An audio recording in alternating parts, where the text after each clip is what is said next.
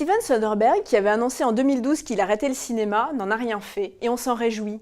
5 ans après Effets secondaires, et à peine quelques mois après Logan Lucky, il est de retour avec Paranoia, un nouveau thriller efficace et tendu, parfaitement ancré dans son époque.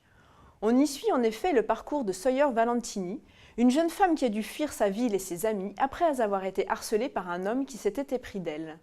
Toujours traumatisée, la jeune femme se rend dans une clinique privée pour une consultation psychologique et se retrouve internée contre son gré. Comme si la situation n'était déjà pas assez délicate comme ça, elle croit en plus reconnaître l'homme qui l'avait harcelée parmi l'équipe médicale. C'est Claire Foy, découverte en Reine Elisabeth dans la série The Crown, qui interprète avec subtilité et conviction cette jeune femme aux prises avec son pire cauchemar et qui se met peu à peu à douter de son propre état mental. Le film nous embarque alors dans une succession de situations anxiogènes, puis peu à peu violentes, qui donnent la sensation de parcourir à toute vitesse et sans ceinture de sécurité des montagnes russes émotionnelles. Your life slips away from you. Taking out a restraining order becomes normal. Relocating to another city, normal. But you still see your stalker everywhere? I know this is my imagination, but I never feel safe. There's some more forms you need to fill out. Sawyer Valentini? Take off your clothes down to your underwear. The door's locked. It would be better if you just do as I ask. There's been some kind of mistake. By signing this, you've consented to voluntary commitment. I am being held here against my will. Do you know how many calls the cops get like that every week? Those are from crazy people.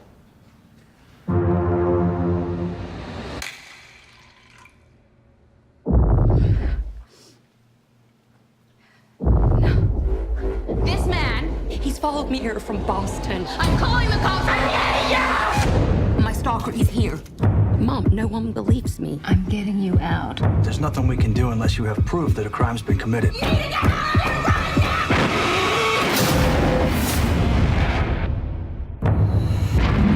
You must be insane. Hello? You must be insane. A dead body was discovered. You must be insane. You must be insane. You must be insane. You must be insane. I'm not crazy! He's here. Or maybe it's all in my head.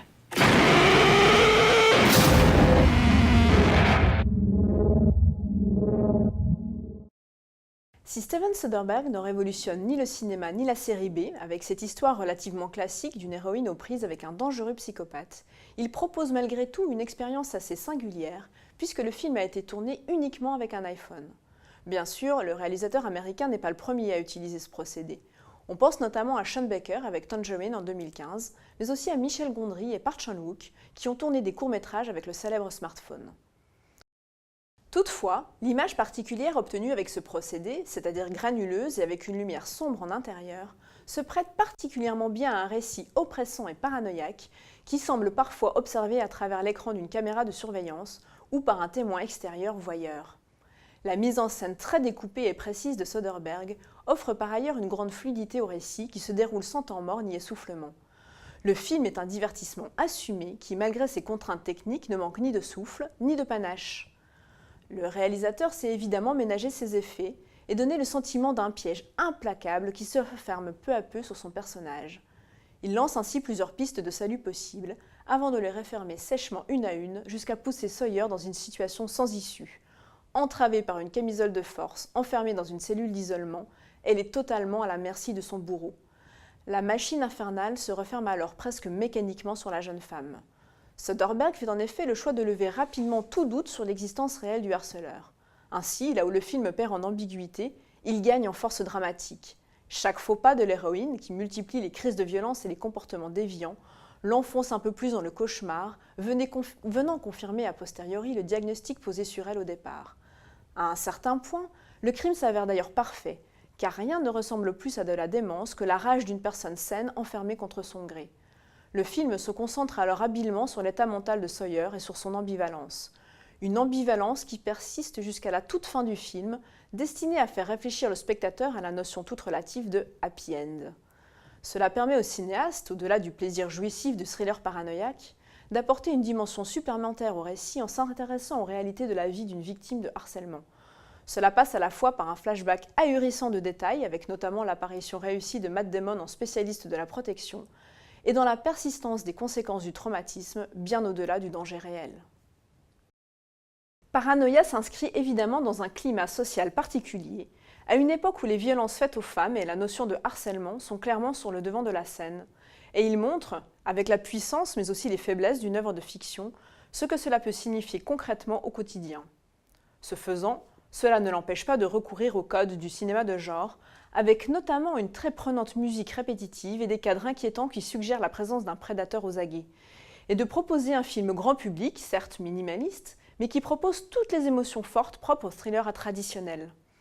Il faut ajouter à cela l'autre grand sujet du film, les dérives de la psychiatrie et l'exploitation éhontée des assurances maladie, thème que Steven Soderbergh avait déjà abordé dans Effets secondaires en 2013. L'héroïne découvre en effet à ses dépens cette pratique qui consiste à interner de force des patients bénéficiant d'une bonne couverture sociale afin de gonfler artificiellement le taux des remplissages de lits. Cette intrigue parallèle offre le contrepoint parfait à l'histoire principale, en mêlant l'intime et le général, les violences individuelles et les exactions collectives. Voilà sans doute pourquoi Paranoia s'avère si impliquant émotionnellement. Le spectateur, quel qu'il soit, peut facilement se projeter dans la situation de l'héroïne et s'imaginer à sa place, pris dans un piège qui réunit ses plus grandes angoisses. La peur de l'emprisonnement arbitraire, de la menace qui rôde et du basculement dans la folie sont suffisamment vagues pour être universelles. Alors, même si le film pourrait aller encore un cran plus loin dans l'épouvante et le trouble psychotique, on en ressort déjà avec le sentiment bien réel d'avoir échappé au pire.